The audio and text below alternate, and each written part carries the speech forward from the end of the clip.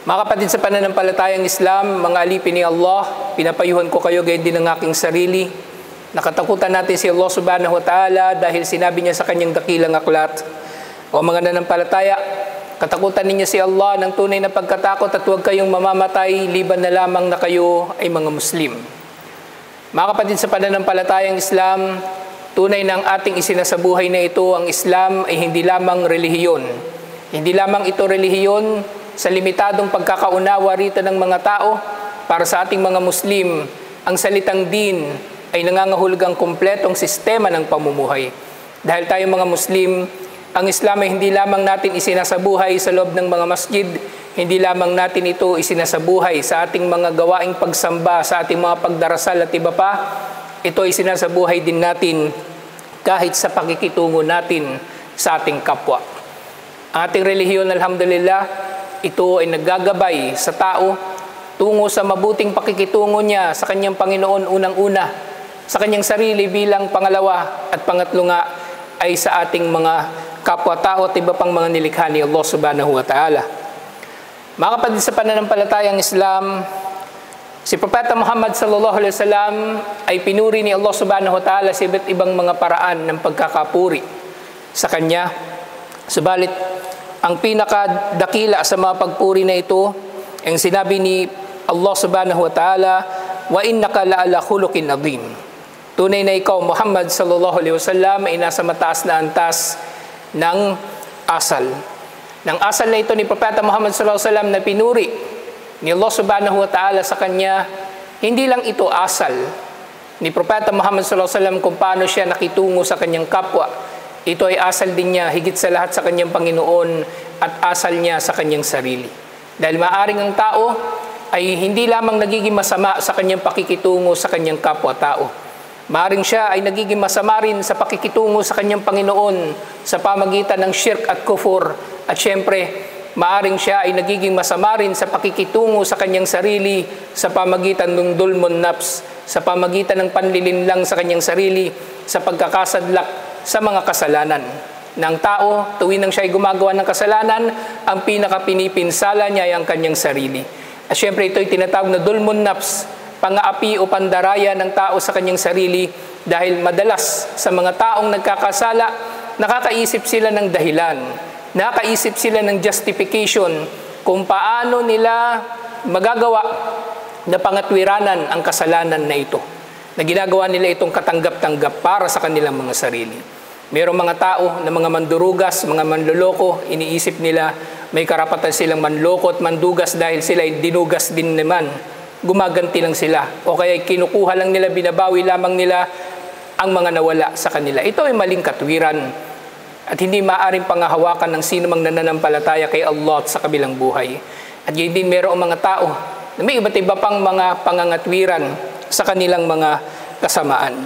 Mga kapatid sa pananampalatayang Islam, nabanggit natin ang aya na ito nung nakaraan tungkol sa katotohanan ng 4 na kondisyon ng Muhammadur Rasulullah.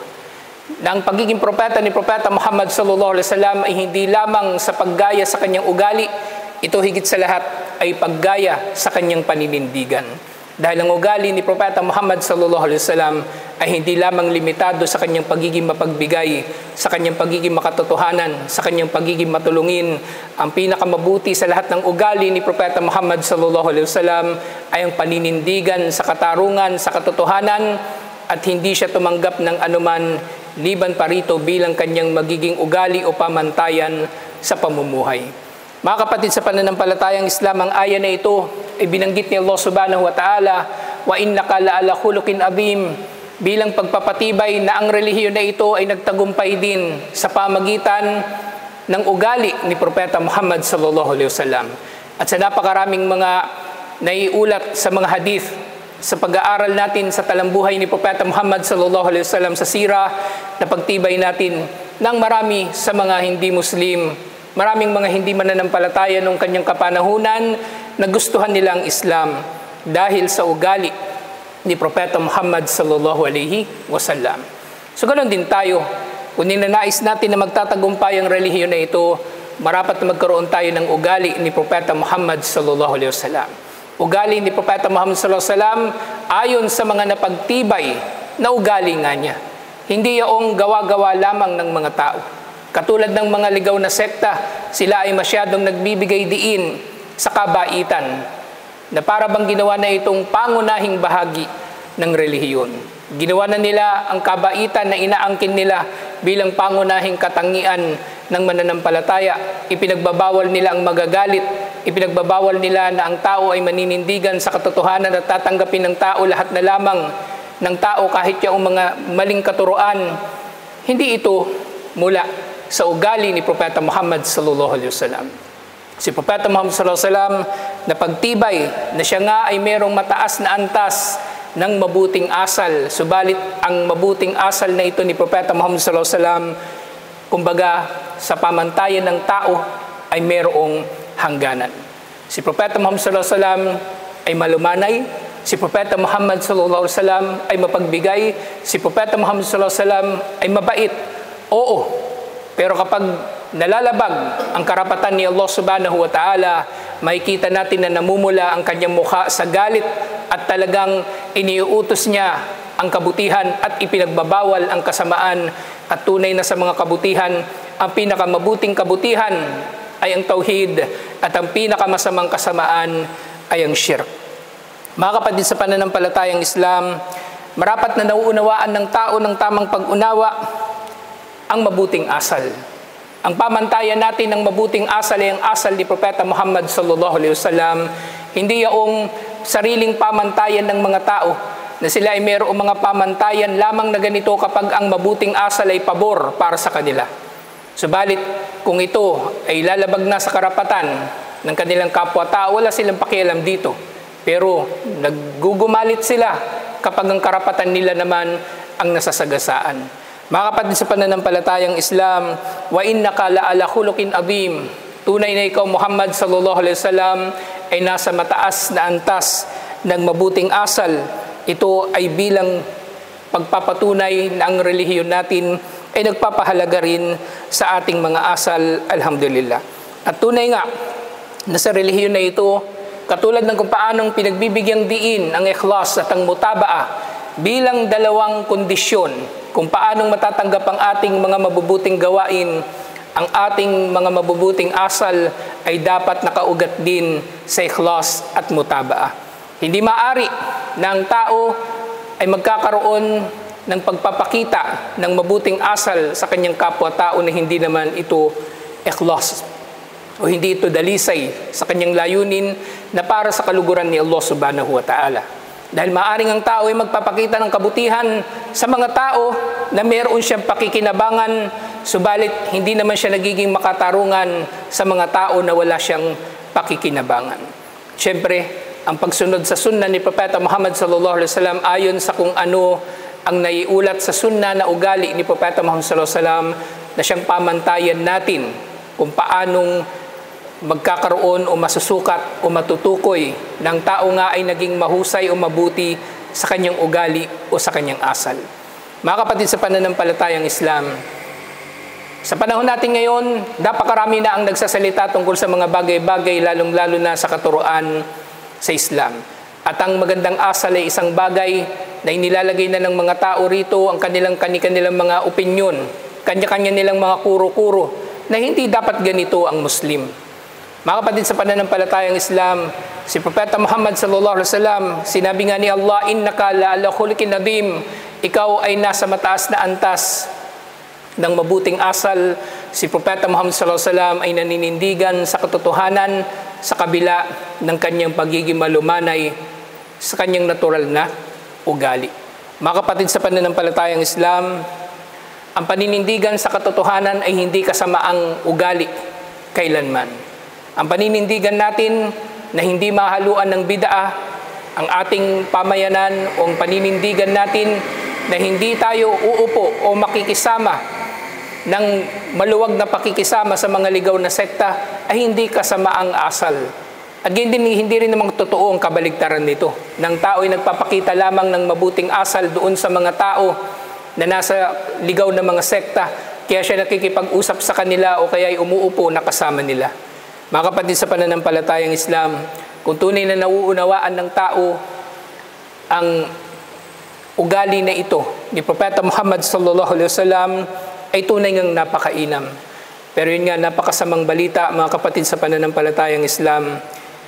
Nangyayari na ang sinabi ni Propeta Muhammad sallallahu alaihi wasallam, "Bada al-Islamu gariban wa sayudu gariban kama bada. Fatuba lil ghuraba." Nagsimula ang Islam bilang kakaibang bagay at magbabalik ito tungo sa pagiging kakaiba. Na dumarating ang mga panahon at maaaring naroon na tayo sa panahon na yaon na ang mga tao na tunay na humahawak sa Islam, sila yung mga itinuturing na masasama ang ugali, sila mga itinuturing na nagwawatak-watak sa ummah, sila yung mga itinuturing na nagliligaw sa mga tao. Samantalang yung kabaligtaran din naman ang nangyayari sa mga tao na walang pakialam sa relihiyon na ito, sila yung pinupuri dahil di umano sila yung mabuti, mahusay makisama, mabait at iba't iba pa. Kaya biyayaan nawa ni Allah, sabi ni Propeta Muhammad sallallahu alaihi wasallam, ang mga guraba, ang mga tao na dahil sa kanilang paninindigan, sa kanilang relihiyon, sila ay nagmukha ng mga estranghero, nagmukhang mga dayuhan sa mga tao, nagmukhang abnormal, nagmukhang kontrabida dahil sa kanilang paninindigan sa katotohanan. Mga kapatid sa pananampalatayang Islam, ang pangunahin nating batayan kung ano ba ang mabuting asal ay ang ikhlas at ang mutabaa. At syempre, maaari nating matimbang kung naging mabuti ba ang asal ni numan sa pamagitan ng dalawang bagay. Kung ang kanyang sinabi ba o ginawa ay nagdulot ng kabutihan at nag-alis ng kasamaan. Ang kabutihang asal, mga kapatid sa pananampalatayang Islam, ang layunin nito ay magdulot ng kabutihan at mag-alis ng kasamaan. Binibigyan din natin ito dahil maaring ang iba't ibang mga tao ay may kani-kanilang values, kani-kanilang pagpapahalaga, kani-kanilang opinyon kung ano ba ang mabuting asal na dapat na isinasabuhay ng mga tao. Mga kapatid sa pananampalatayang Islam, ang pakikidigma, ito ay aabot sa sukdulan na papatay ang tao sa landas ni Allah subhanahu wa ta'ala. Ang jihad ay nasa sukdulan na ang tao ay papatay sa landas ni Allah subhanahu wa ta'ala, pero ito ay upang magdulot ng kabutihan at mag-alis ng kasamaan. At may kita rin natin ang kabaligtaran nito. Yung mga nakikipagplastikan sa masasamang tao sa mga ligaw na sekta, may kita natin, oo, mabuti ang kanilang ipinapakita. Subalit, sa katotohanan yan, kung titimbangin natin, ito ay nagdudulot ng kasamaan at pumipigil sa paglitaw ng kabutihan o ng katotohanan. Mga kapatid sa pananampalatayang Islam, simple lang ang relihiyon na ito. Hindi namatay si Propeta Muhammad sallallahu alaihi wasallam liban na lamang na nilinaw niya muna ang mga kahatulan dito at ang mga aral ng relihiyon na ito. Si Propeta Muhammad sallallahu alaihi wasallam, lumisan siya, alhamdulillah, ng relihiyon na ito ay kumpleto na. Kahit pagdating sa usapin ng ating mga asal. Kaya huwag na natin itong bawasan at dagdagan. Katulad nga ng sinabi ni Allah subhanahu wa ta'ala sa isa sa mga kahuli-hulihang aya na bumaba sa Quran, "Al-yawma akmaltu lakum dinakum wa atmamtu alaykum ni'mati wa raditu lakumul Islam madina." Sa araw na ito ay ginagawa kong kumpleto ang inyong relihiyon at piniperpekto ko ang aking mga biyaya sa inyo at kinalulugdan ko at pinipili ko ang Islam bilang inyong relihiyon. Kaya mga kapatid sa pananampalatayang Islam, marapat tayo na mag-aral unang-una. Nang sa gayon, malalaman natin ang tunay na pamantayan ng asal at hindi nag-iimbento tayo ng asal. Marapat na mag-aral tayo nang sa gayon na makikilala natin ang mga pamantayan nito. Nang sa gayon na hindi tayo nagkakaroon ng sarili nating pamantayan at lalo pang nagdudulot tayo ng pagdududa o kaya kalituhan sa mga tao dahil si pinapakalat natin ng mga maling impormasyon tungkol sa ano ba ang marapat na asal ng tao. Mga kapatid sa pananampalatayang Islam, ang aya, "Wa innaka la'ala khuluqin adhim," katulad ng binabanggit ko kanina pa, ito ay aya na pupuri sa ugali ni Propeta Muhammad sallallahu alaihi wasallam, ugali niya sa pangkalahatan at hindi lamang sa kanyang kabutihang loob sa kanyang kapwa-tao. Pinakamahalaga sa mga ugali ni Propeta Muhammad sallallahu alaihi wasallam ay ang paninindigan niya sa katotohanan. At maaaring mangyari nga na si Propeta Muhammad sallallahu alaihi wasallam, sukdulang siya ay magagalit, sukdulang siya ay makikibaka sa landas ni Allah, sukdulang siya ay makikidigma, pero ito ay naayon pa rin sa kanyang asal at bahagi nga ng kanyang mabuting asal. Na makikita natin si Propeta Muhammad sallallahu alaihi wasallam nga kahit sa digmaan, siya ay nagpapakita pa rin ng mabuting asal kahit sa kanyang mga kalaban, katulad ng kanyang ipinakita na dakilang pagpapatawad sa buong Quraysh nang napalaya nilang Makkah mula sa pagsamba sa mga Diyos-Diyosan. Sinabi niya, idhabu fa innakum mutulaqa. Humayo kayo dahil lahat kayo ay malalaya. Again, di sinabi niya ang katulad ng sinabi ni Yusuf alayhi salam, la tathriba al-yawma, walang paghihiganti sa araw na ito.